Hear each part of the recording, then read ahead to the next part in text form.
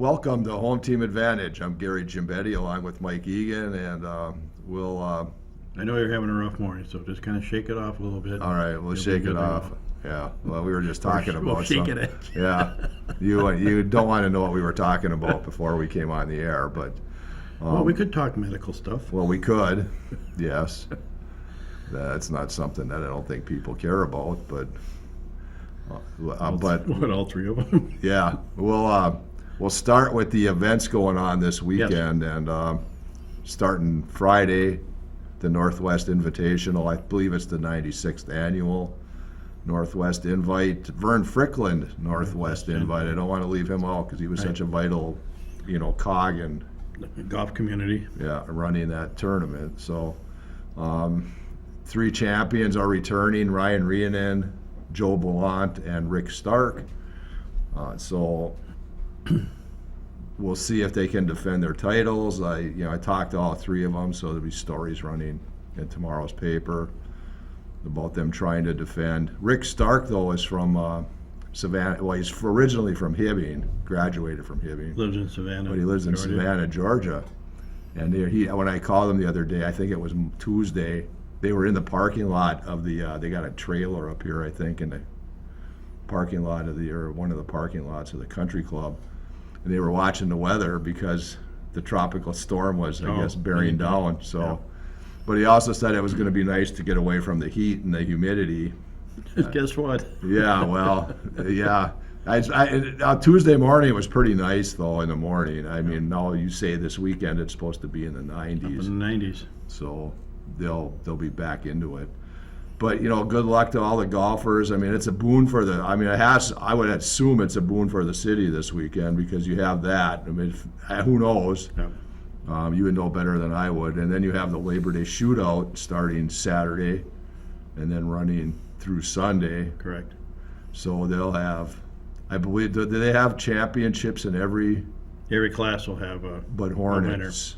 Hornets on have both nights. I think yes. They're going to do both nights. Oh, I don't know if they're doing both nights again, but last year they did all the preliminaries. I think that's what you call them, races on Saturday. Heat races on Saturday, and then the Sunday was the championships. Yeah. But they're not going to have 2 individual champs in the like super stocks or modifieds. I thought the late models had 2 champions, but I'm not sure. I guess I should have found that out. I mean. Well, I don't have my phone. Call my kid.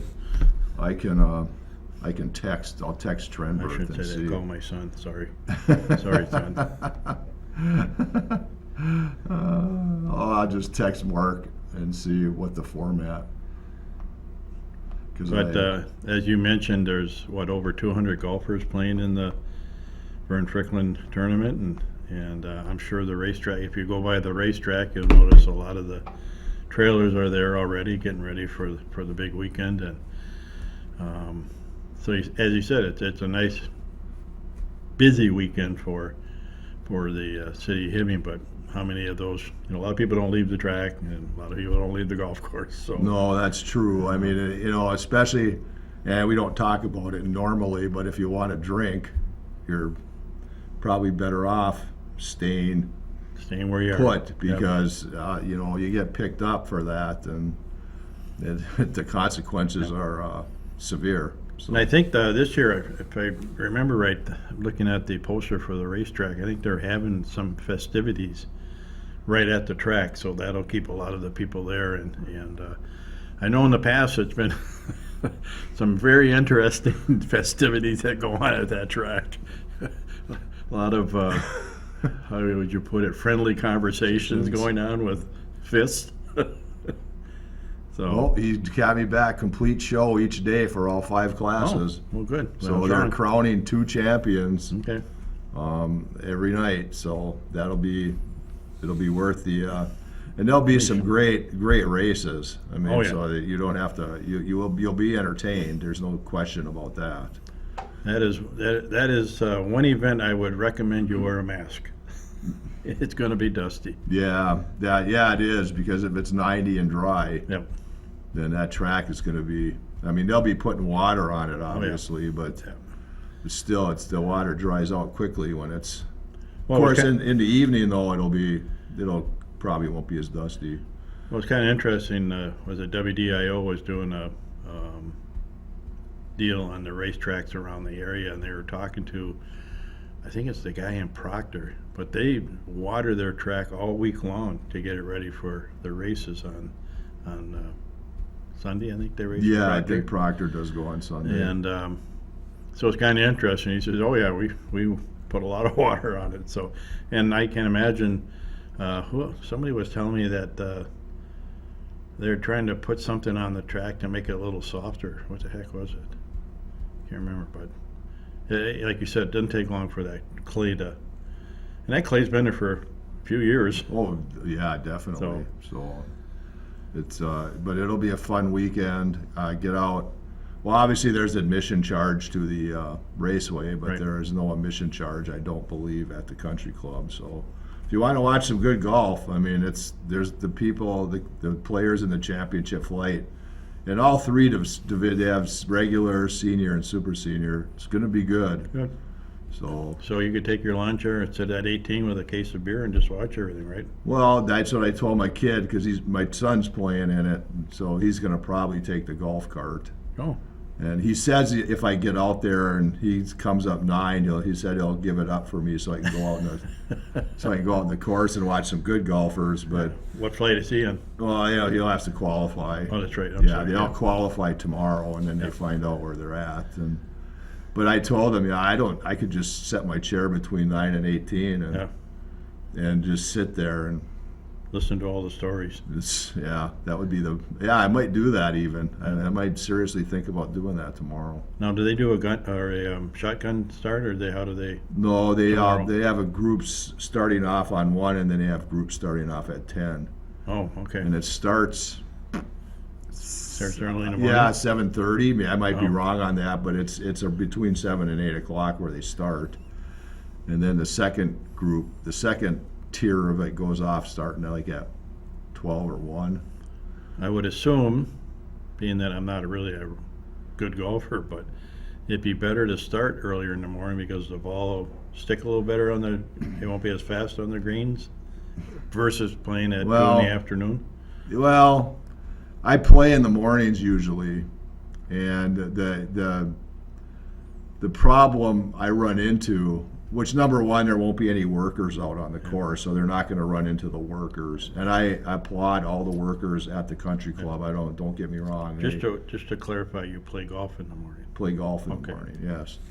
They do a fantastic job out there, but when you do play in the morning, you do run into them cutting greens and fairways and But most of that'll be tee done. boxes. That should I was assuming will all be done done, before they start teeing off. The second problem is the dew in the grass. Right. I'll tell you, for being as dry as it has been this summer, my shoes and stockings have been drenched when I get home.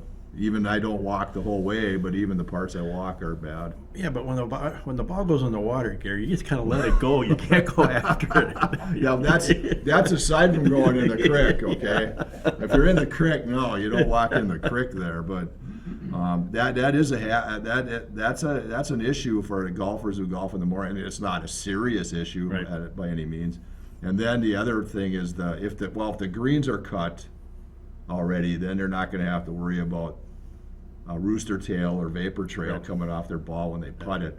But when you're during the week, regular golf, you got to putt through the dew, and it affects it a little bit. Well, you gotta be like football. You gotta get the longer spikes on your shoes, and Yeah, yeah. So Okay. no, and again, the workers there do a fantastic job. That course is in magnificent shape for not having any rain this summer. So the golfers should have an enjoyable experience. good. What else we got? Well, we've had plenty of high school sports starting up, and tonight is the opening night for the Minnesota State High School League football teams. Or maybe some of them have played already, Yep. but for sure tonight is the opening night, and our Hibbing Blue Jackets travel over to I'm going to say Eveleth to play Rock Ridge over there in their brand new facility. They're opening that up tonight. If you'd like to go over there, and I'm not saying it has anything over our field, but again, it's brand new. And Oh, I'm so sure is it's ours. gonna look, yes, and ours is brand new as well.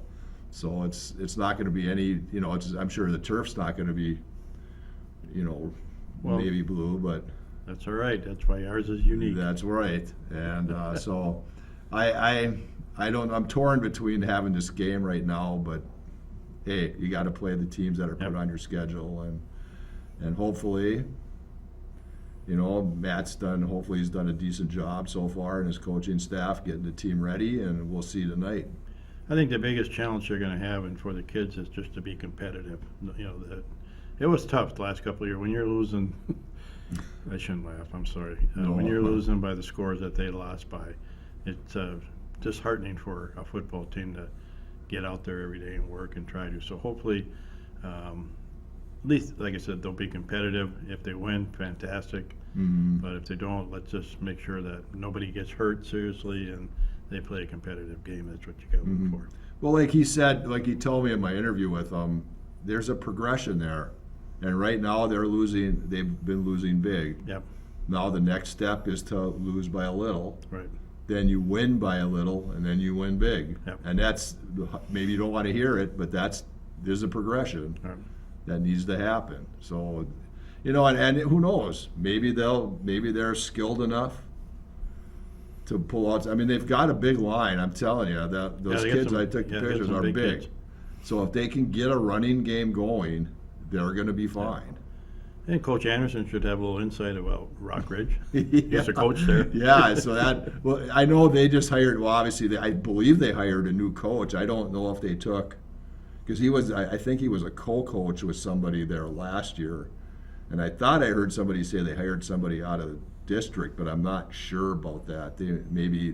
His last name is Boric. Oh, And I don't know if he was coaching with Matt last year or not, but we'll see. I mean, because he's got to take over. If he's brand new, then he's got a whole new system and stuff Right. like that he's just implementing in his team. So, and then, and I'll just say Chisholm's at home tonight against Aiken. So if you want to go see some high school football, that should be an interesting game. Aiken's always a very tough team. yeah. So that's going on tonight.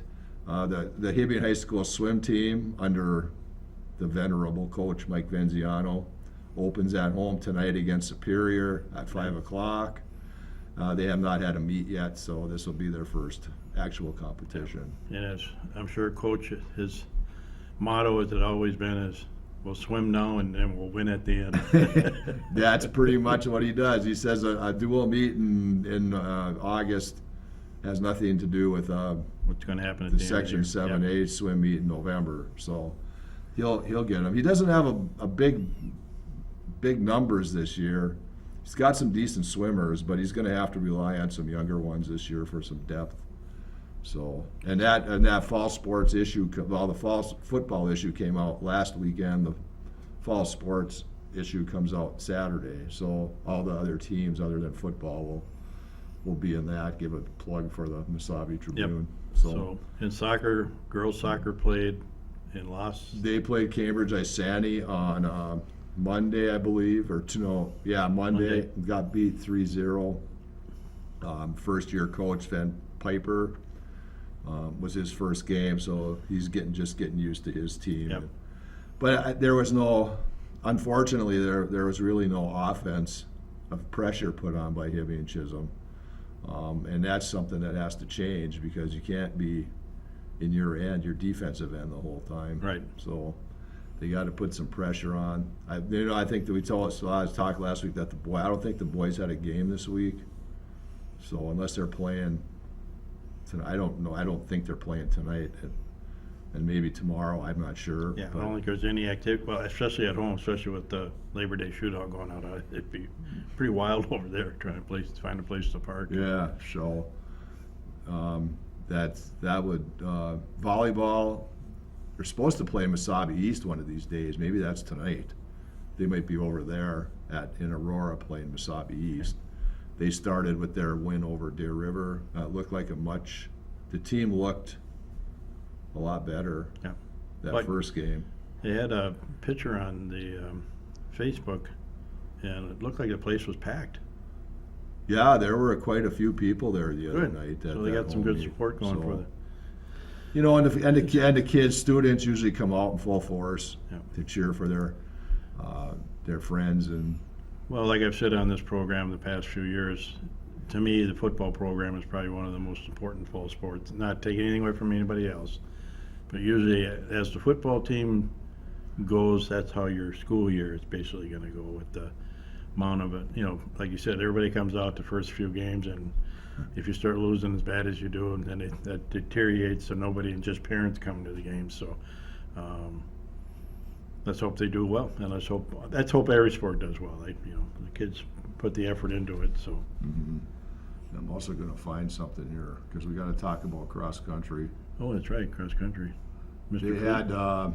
they had their meet yesterday in Virginia, and he texted me the result, or well, he texted me the site to go to get the results, and he also said that. Let me go Does back. anybody here. ever text you and tell you where to go? No. He goes, well, let's just say he said double win doesn't happen often here. So the boys actually scored 58 points to place first ahead of Grand Rapids that had 83. So the boys team, Looking good. yeah, that's Oh, that's quite a huge. point difference, isn't it? Rock Ridge, obviously, they lost. They're a big star. They had the number one runner yesterday, Jack Kendall, but they lost a lot of firepower last year. So we're going to see, you know, how well the depth was coming into Right. this season. But Brady Janicic was Hibbing's top runner. I think he's an 8th grader. He placed 7th. Silas Langner, who's just a beast, I think. When I saw him running track last year, he's a beast. He was 9th. Jake Wally was 11th. Joey Gabardi was 17th, and Lucas Arnold was 18th. Yes. And I think those were the 5 scores that counted. So what a great start for the boys at that point. I mean, and I don't know how I'm going to get to the girls here now. I'll have to see if I can. I don't know how to use my phone. My handheld computer, that doubles as a phone, as somebody says. Well, I can turn mine on and I can turn it off. Yeah. 5-year-old granddaughter can work the phone better than I can. Oh, wait, I'll go there. I'll find it here eventually. Girls varsity, there we go. So are they still, when they do cross country here, is it still do they usually run the Muni or the Massage? No, they usually run it at the Muni. Okay. So the girls scored 44 points and beat Proctor which it had 53. Wow. So going to the individuals there. It's not surprising the 1 and 2 runners came from Chisago Lakes. They're going to probably do that all year, and Yeah. that's my story coming up for the cross Dominant. country. It's going to be hard to beat those two. Yeah. But I'll tell you what they had. Their total score was, so 1 and 2 gives you 3 points right there. Okay, so now they have 3. But here you go with this. Melina Sullivan was 4th. Tara Hertling was 6th. Jocelyn Strukel was 11th. Avery Kukowski was 13th. And Hannah Farnsworth was 16th. So those are the 5 counters. Well, Jocelyn's a senior, I believe, so there was 1 senior in there. Were all the times like pretty close? Or did the 2 from Chicago kind of run away with it? Well, let's see. They had 1915 and 1920. Sullivan was 1953. So she's not Not far too off. No. The Proctor girl did finish in front of Molina at 1927, so she's also very good. So How far do they run? Do you know? it's 5K. Okay. So how many would that translate into miles? Yeah. Yeah. 2.5? Yeah. I don't think it's that, but it's got to at least be 3 miles at least, I would think. Now, as far as the team result, Chisago Lakes their 5 runners scored 102 points compared to Hibbing's 44. So 3.107 miles. Okay, 3.170. Yeah. So after, About 3 miles longer than you and I could run. yeah, I'd run backwards. Yeah. So after those two runners, Hibbing's runners should certainly, Done well. yeah, Continue to do well. they should finish ahead of them, depending on how Chisago Lakes develops during the year too. But obviously, Coach Please is gonna develop his girls a little bit Right. as they go along too, but yeah, so he was kind of concerned about that. Now it's only 2 races in, and the sections are in October, and they'll be here again, I believe, at the Muni, so. Isn't it hard to say that it'll be October soon? I know. And it's 90 degrees outside. Well, I was telling Ron, I think this is the most depressing time of the year because you can feel it getting cooler. At night it sure is. Yeah, and school starting Yep. and leaves are changing. Well, in some trees. And that, as a public service announcement, we should wish all the students a successful year this year, and hopefully the teachers and everybody will do well, and we don't have any of the little hiccups we had last year. So, God, hopefully they don't have to wear the mask anymore to go to school. Yeah. Now that they're pushing for that again. Oh, really? Oh, yeah. Well, and I will say Rock Ridge finished with 102 points right along with Chisago Lakes that placed third. So Hibbing's off to a good start in the girls. I mean, they got it handed to them last week at the Twin Ports meet, but Duluth East, Farmington, and Centennial are a lot bigger schools, and they have a lot more runners to choose from. So Right. if you can't find 5 decent runners from the numbers that go out, Yeah. that's on the school or the coach then. So, but a good start for them. Tennis team, boy, they played like 15 matches in like 7 days, Wow. or maybe even a week and a half, and they beat Cloquet the other day on Tuesday 7-0. They've done quite well. Bella Vincent at #1 singles is doing fairly well.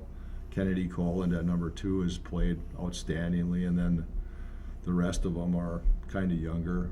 Heidi Rash and Opal Valeri are the #1 doubles team, and they seem to be the tiebreaker queens because they seem to always go into tiebreakers Oh, okay.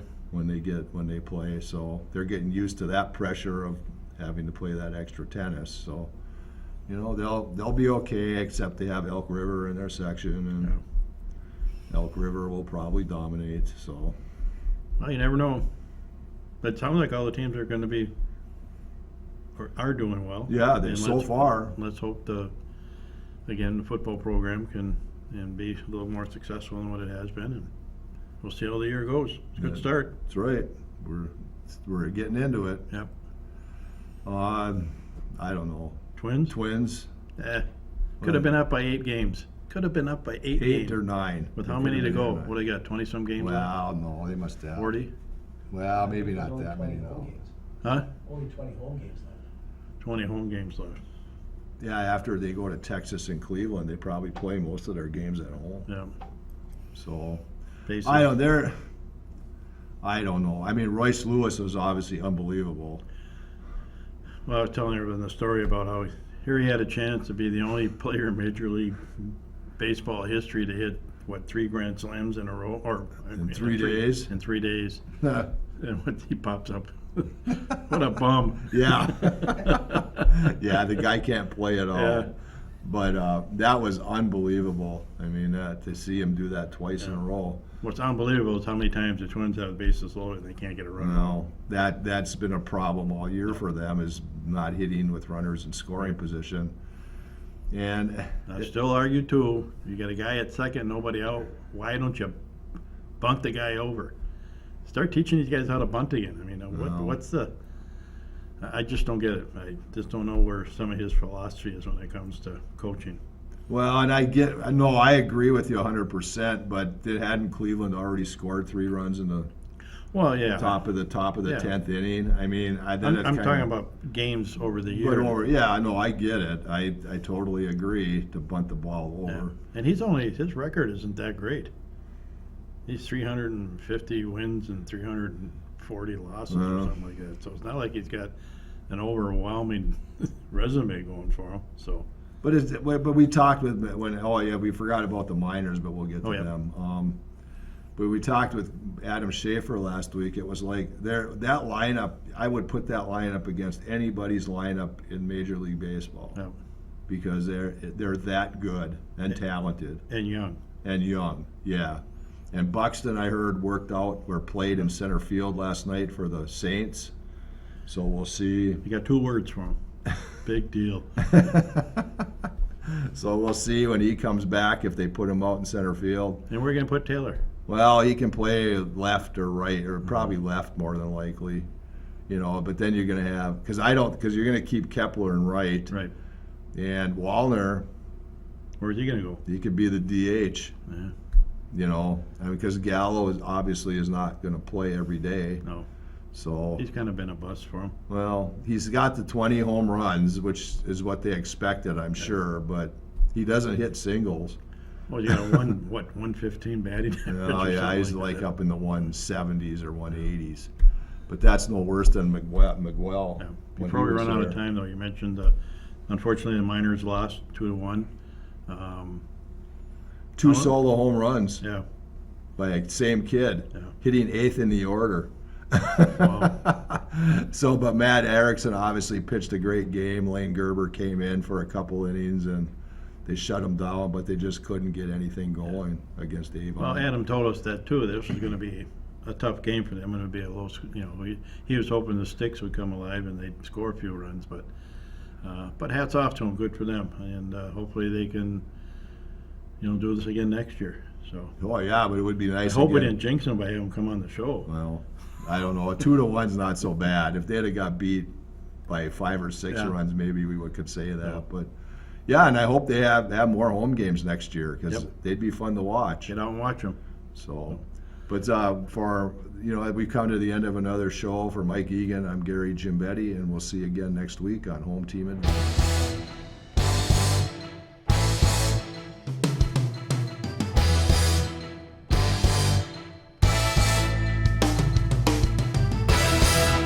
Hibbing Public Access Television would like to thank U.S. Bank for providing us with studio space.